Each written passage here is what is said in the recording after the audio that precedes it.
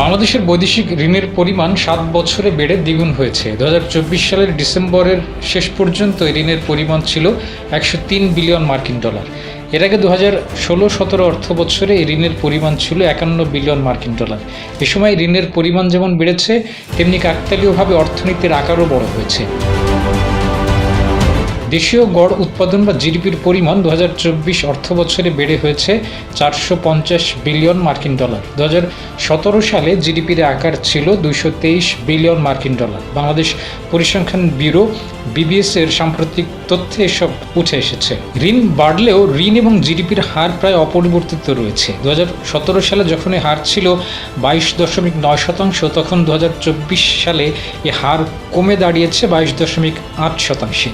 ঋণ এবং জিডিপির হারের মাধ্যমে একটি দেশ কত উৎপাদন করে এবং কত ঋণ করে তার হিসাব করা হয়। অর্থনীতিবিদেরা জানিয়েছেন, অর্থনৈতিক স্থিতিশীলতা। যমুনা ইলেকট্রনিক্স ঈদে ডাবল খুশি অফার সিজন 3, যে কোনো পণ্য কিনলেই পাচ্ছেন নিশ্চিত ঈদ উপহার। থেকে যে বার্তা আসছে তার অর্থ দাঁড়িয়েছে অর্থনৈতিক প্রবৃদ্ধি অতিরিক্ত ঋণকে অনেকটা দুর্বল করে দিয়েছে এবং অতিরিক্ত বোঝাকেও নিয়ন্ত্রণে রেখেছে।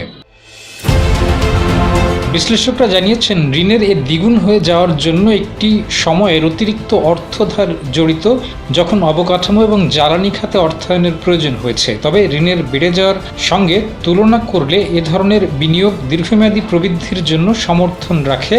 বৈশ্বিক সুদহার বেড়ে চলা এবং বৈদেশিক মুদ্রার রিজার্ভ দুর্বল হওয়ার প্রেক্ষিতে স্থিতিশীলতা নিয়ে প্রশ্ন ওঠার মধ্যেও কেন্দ্রীয় ব্যাংকের সাম্প্রতিক প্রতিবেদনে অর্থ ধার করার ক্ষেত্রে ধরনের কিছুটা পরিবর্তন এসেছে বলে জানানো হয়েছে, যেখানে ৮৪ বিলিয়ন মার্কিন ডলারের সরকারি ঋণই বৈদেশিক ঋণের বেশিরভাগের জন্য দায়ী। বেসরকারি ঋণের পরিমাণ ১৯ বিলিয়ন মার্কিন ডলার।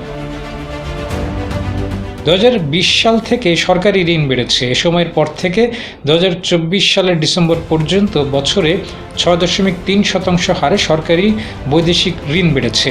একই সময়ে বেসরকারি খাতের বৈদেশিক ঋণ বেড়েছে ৫.৩% হারে। ২০২০ থেকে ২০২৪ সাল সময়ে সরকারি এবং বেসরকারি দুই সেক্টরেই বৈদেশিক ঋণের উপর অনেকটা নির্ভরতা বেড়েছে।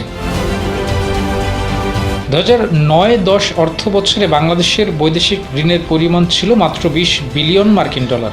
বাংলাদেশ তখন ঋণ করেছে যখন সুদহার কম ছিল এবং সেই ঋণ দিয়ে অবকাঠামো খাতে ব্যবহার হয়েছে। বেসরকারি সেক্টরগুলোও কম খরচের ঋণের সুবিধা পেয়েছে। তবে এখন বেশি সুদহারের সময়, যখন অতিরিক্ত সুযোগ সুবিধা নেই বললেই চলে, এমন একটি পরিস্থিতিতে ঋণ করার ক্ষেত্রে আরও সতর্ক হওয়ার পরামর্শ দিয়েছেন বিশ্লেষকেরা। তারা জানিয়েছেন, বর্তমানে বাংলাদেশের বৈদেশিক ঋণ পরিশোধের পরিমাণ সম্মিলিত রপ্তানি এবং রেমিটেন্সের ৫.৫%, যা একটি দেশের অর্থনৈতিক ঋণের নিরাপদ অবস্থান মনে করা হয়। তবে ঋণ নেওয়া যদি বন্ধ না হয়, তবে নিরাপদ হিসেবে অবস্থান ধীরে ধীরে হারিয়ে যাবে। তাই ভবিষ্যতের বৈদেশিক ঋণ যেন অর্থ আয়কারী ক্ষেত্রের জন্য হয়, তার পরামর্শ দিয়েছেন অর্থনীতি সংশ্লিষ্টরা।